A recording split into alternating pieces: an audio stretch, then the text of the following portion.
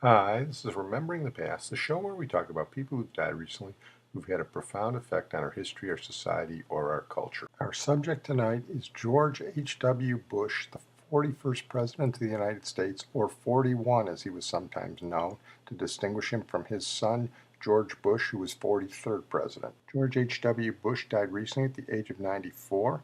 He was the oldest surviving president. He was also the longest living president. Jimmy Carter, who's still alive, is 6 months younger than him. He was a member of the greatest generation. He was the last president born before World War II, and he was also the last president to fight in World War II, and his wartime experience is part of his fascinating life. Besides being president, he did a lot of other things, which I'll talk about, but we'll start out with a list of his accomplishments by Lester Holt of NBC, starting with the speech he gave on Inauguration Day 1989. I come before you and assume the presidency at a moment rich with promise.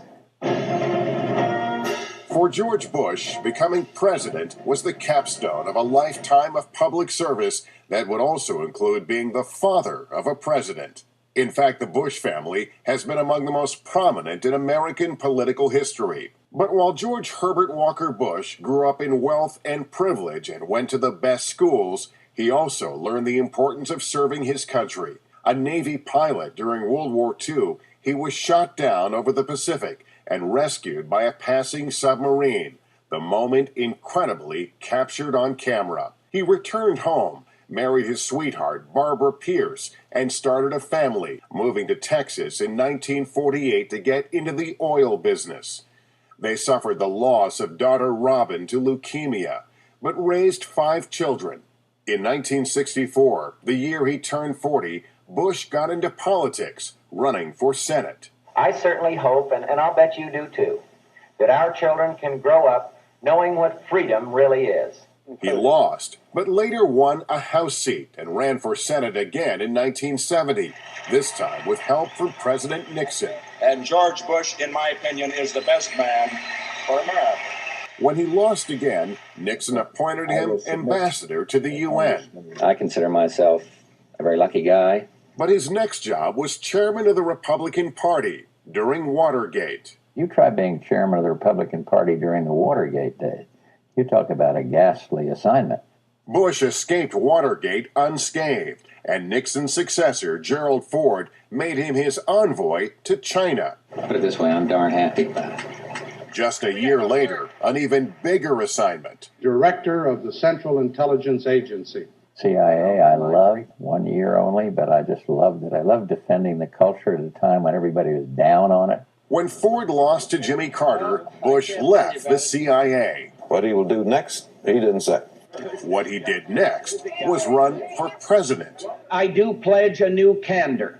Bush lost the nomination to Ronald Reagan in 1980, and his political career seemed over until this stunning announcement. That George Bush be nominated. For 8 years, Bush was Reagan's loyal vice president, surviving questions about his role in the Iran-Contra scandal to become Reagan's heir apparent. I am here today to announce my candidacy for President of the United States. Bush emerged from Reagan's shadow. I want a kinder and gentler nation. And made a promise he would later break. Read my lips. No new taxes. George Bush defeated Democrat Michael Dukakis in 1988 and became President of the United States. So help me God. The Bush years saw epic events on the world stage: the Tiananmen Square massacre, the fall of the Berlin Wall, and the collapse of the Soviet Union itself. By the grace of God, America won the Cold War. But his presidency's defining moment was Saddam Hussein's invasion of Kuwait. This will not stand, this aggression against Kuwait. Backed by an international coalition, Bush launched Operation Desert Storm and drove Iraqi forces out. Aggression is defeated. The war is over. But Saddam Hussein remained in power until Bush's son toppled him 12 years later. I thought Saddam Hussein would fall of his own weight when the war ended. And I thought they'd throw him the hell out of there, and they didn't. Bush's post-war popularity soared. then sank over economic concerns closer to home. In 1992, he lost to Bill Clinton, becoming a one-term president. I had my chance. I gave service to this country, and now I'm perfectly content to let history be the judge. George Bush enjoyed an active retirement, full of grandchildren, fishing, even skydiving. And he saw his eldest son become president. But he kept his advice to a minimum, and his son charted his own course. Bush was no stranger to partisan politics, but he aspired to a higher ideal, as when he teamed up with Bill Clinton on global relief efforts. You can be political opponents and still work together for something more important than your own political future. And he survived his wife of 73 years, Barbara Bush, and welcomed an outpouring of affection for her. Theirs was the longest marriage in presidential history. Throughout his long life, George Bush was admired as a man of decency, modesty, and uncommon achievement, values that, to the end, reflected what was most important to him, his family. Well, let's talk a little bit about George H.W. Bush. He was a transitional figure in the Republican Party. His descendants included George Herbert Walker, the Walker Cup is named after him, and his father, Prescott Bush, was a senator and a Manhattan investment banker, and was the epitome of East Coast Republican establishment. The girl he married, Barbara Pierce, was a descendant of Franklin Pierce, the 14th President of the United States. So you've got East Coast elite in his past, and yet his son was a good old boy Texas Republican. So as I said, he was the transitional figure in the family and to a large extent in the Republican Party. One of the things that affected that transition was World War II. He spurned his family's desires for him to go to Yale and became a fighter pilot. Lester Holt spoke of him being shot down in 1944. A little more detail on that. His plane caught fire. He ordered his crew to bail out, but they were all dead, so he was the only survivor, and he was fished out of the water by an American submarine. He spent a month on the submarine, helping fish out other pilots who'd been shot down, and before he returned home, he was part of Admiral Halsey's task force, along with Gerald Ford, that sailed right into Typhoon Cobra and lost nearly 800 men in December of '44. When he came back home, he married Barbara, and then he went to Yale. And the most important thing about Yale was he was a great first baseman, a left-hander, good hitter. And as you see in our splash, as captain of the team, he was selected to receive Babe Ruth's donated papers to Yale on the field a couple months before the Babe died. Probably didn't endear him to Gehrig, who went to Columbia. I have to play this interview of Don Drysdale asking Bush about it when he was vice president. From the captain of the Yale baseball team in 1948 to the vice president of the United States, George Bush. And Mr. Vice President, first of all, an honor to have you with us. Well, it's a great treat, and I've only got one real blessing, and that is that I never had to go up against Drysdale. Mr. Vice President, when we talked about your baseball career before going on the air, a special thing happened to you by the Bambino, Babe Ruth.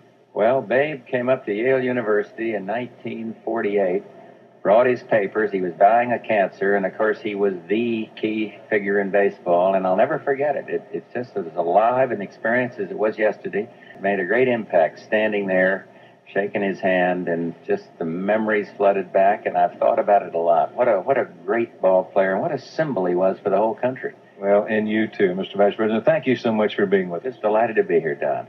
George H.W. Bush, Don Drysdale, and Babe Ruth. That's why we do these podcasts. After Yale, he moved to Texas and became an oil man and struck it rich, and that's when he went into politics. He wasn't the greatest politician in the world, often had to adopt stances that he wasn't especially crazy about, and lost a lot of elections, but Nixon, Ford, and Reagan all liked him, and that helped advance his career. Here's George Will writing on his presidency. In 1989, as president, he could at last be himself. He was by then an Eisenhower Republican whose prudence was displayed first when the Berlin Wall came down, next when Saddam Hussein invaded Kuwait, and Bush, when expelling him, stopped short of invading Iraq. Presiding over the orderly end of the Cold War and the vast coalition for Desert Storm, Bush earned the lasting admiration of a discerning posterity, a judgment more important than the one rendered by an undiscerning electorate that in 1992 limited him to one term. Let me say this. Regarding that one term, Bush didn't do a bad job as president, but he had a lot of bad luck in the last couple of years of that presidency. When the campaign rolled around, the Democrats had been out of the presidency for 12 years, so they were hungry. and Bush ran into this buzzsaw that was the Bill and Hillary campaign from Arkansas. The boom of the Reagan years had to end, and ultimately it did end in a recession from late 1990 to early 1992. George H.W. Bush took the blame for that. One incident was notable. He was at a photo op in early 1992 at a grocery store, and it was reported that he was amazed and befuddled by a bar scan coder, suggesting he was out of touch with ordinary consumers, this at a time when he was getting blamed for the recession. Turned out the whole thing was bogus. But you know who reported it? The New York Times. And it was a reporter who wasn't even there. That kind of stuff didn't start yesterday. It's been going on for a long time. And as with many of our subjects, outlets like the New York Times report on them great praise when they die. But they weren't always that nice to them or fair to them when they were alive. Just something to think about. And this program always tries to give you something you didn't know about the subject. George H.W. Bush loved to wear hideous multicolored socks, and he took pride in it as well. Well, I like a colorful sock.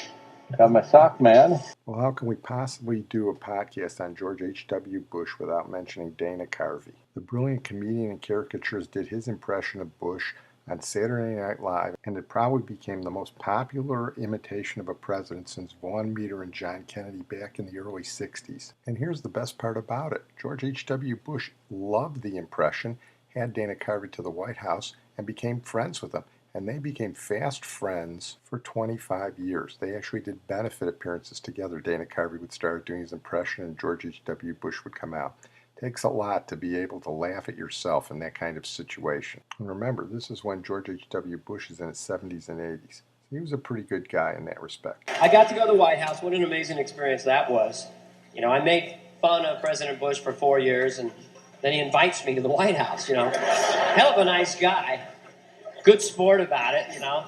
It was a thrill. I got to be honest. I felt patriotic. I was in the Lincoln bedroom, and there's the Gettysburg Address, and there's a picture of George Washington. And so we're there in the White House. It was cool. George and Barbara were just incredibly gracious and nice, I must say. I got a chance to spend a little time with the president. Got to know him a little bit, you know. My wife went to bed early, and Barbara went to bed, and the president and I are in this living room, you know. Had a little cigars, you know, a little brandy, just cozy, you know. He's looking at me. How you doing, Dang? Nice place, ain't it? Yeah. And he's sitting there. He's got the World War III phone sitting there. That secured World War III phone. And it was creepy. Expecting any minute he's going to go, did you hear a little ringy-dingy? Then he goes, you know, why don't you do your impression of me for me here right now? That'd be amusing. I'm like, well, I don't really want to do it. You know, come on. Let's hear it. Heard it was very accurate. Don't tell me you're not gonna do it. So I said, all right. He goes, why don't you call the Secret Service guy? His name's Bob. See if he'll come in here. So I go, all right. And I go, Bob, come on in here. The guy walks in. The Bush is like, I got an idea. Let's call it the Premier of China. I'm like walking over there. Come on, let's do it. Okay. Come on, let's do it. You know. I walk over there, pick up the phone. Could you send us a Mushu chicken? My George Bush impression was a slight exaggeration. It's like a spastic Paul Lynn, isn't it? You know, I'm the secret square. The whole country was in on that joke with Dana Carvey and George H.W. Bush. Well, I'm going to close on that note. I want to thank my producer and IT genius, Sid Tepps. As I said, George H.W. Bush was a member of the greatest generation, one of the last members. And as a final tribute to him, the song we're going to play is a song from the greatest generation. It was one of the most popular songs during the war in 1944, at a time when he was flying those hazardous missions in the South Pacific. You can almost imagine him hearing the song in the South Pacific, and at the same time his young girlfriend back in the States, Barbara Pierce, listening to it and worrying about him. A lot of people recorded it back then. Sinatra, Bing Crosby had the number one with it in 1944. But the best version in 1944 was by the lady with the ethereal voice, Jo Stafford. Here is her version of a song I'm sure George H.W. Bush heard many times when he was away. I'll Be Seeing You. I'll be seeing you in all the old familiar places that this heart of mine embraces all day through.